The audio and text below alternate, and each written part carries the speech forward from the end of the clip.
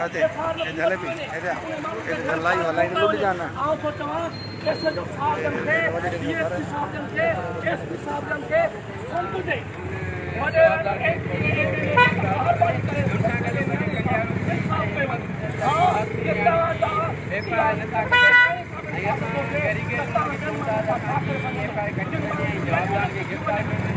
अगर ये मान निकल लाए मतलब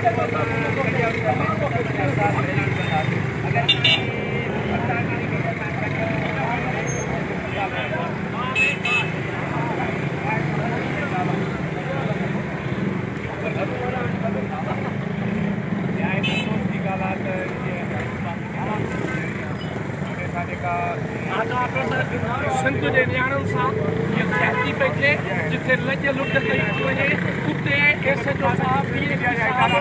संत जा आला इदारा SP साहब ऐं उहे कानून इदारा जेके आहिनि उहे ख़ामोश छो आहिनि जॾहिं असांजी इज़तूं लुटियूं थी वञनि इज़तूं महफ़ूज़ न आहिनि पोइ बि इदारा जो पासो ख़ामोश आहिनि ऐं त पोइ जिथे क़तलु कयो वञे इज़तूं लुटियूं वञनि महफ़ूज़ न हुजे त पोइ असांखे जीअण जो हक़ ई कोन्हे महिरबानी करे तव्हां ते को दबाव आहे त उन्हनि खे बि वाक़ो कयो केरु आहे किथां जो माण्हू आहे जेको तव्हां ते जेको दबाव थो विझे त असां उन्हनि सां ॻाल्हाइण लाइ तयारु आहियूं हिन मुख़्तियार जे न्याणी सां ज़्यादती न थी आहे पर संत जे न्याणियुनि सां ज़्यादती थी आहे ऐं अॼु हिन एहतिजाजी मुज़ाहिरे में न ॿुधायो वियो पर इंसानियत जे नाते सां आउं शरीक थियो आहियां इहो हिन सभिनी सां वाज़िब चवां त 3 ॾींहंनि में मुख़्तियार जी FIR नथी कटी वञे त आउं पाण मुरादो हिन चौक ऐं चौराहनि ते एहतिजाजी मुज़ाहिरो करे थाणो हणी वेही रहंदुसि जेसिताईं मुख़्तियार जी FIR न कटबी तेसिताईं असां न उथंदासीं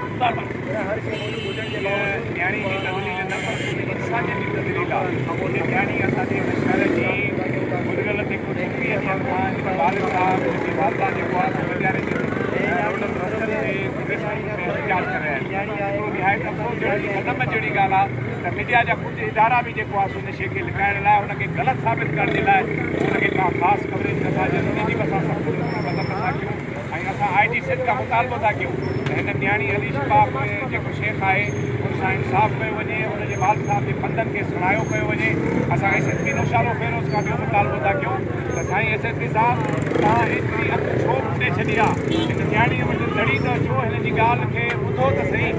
निहायती असां जेके गॾियारे जा मुख़्तलिफ़ मुआज़िज़ माण्हू हिन शइ खे पंहिंजी अखियुनि जे साम्हूं रखंदे इहो मुतालबो था कयूं त न्याणी अली शिबा ऐं हुनजे वालिद सां जेको आहे इंसाफ़ करे जेके घुर्बल जवाबदार खे थोरी गिरफ़्तार करे कहिड़ी इंसाफ़ पहुचाए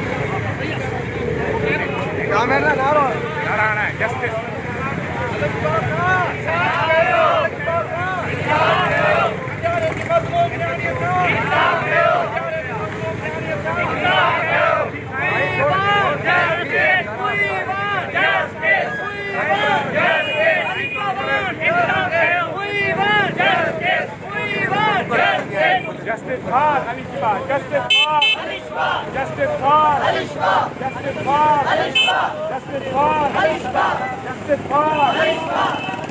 इंसाफ कयो इंसाफ कयो इंसाफ कयो इंसाफ कयो इंसाफ कयो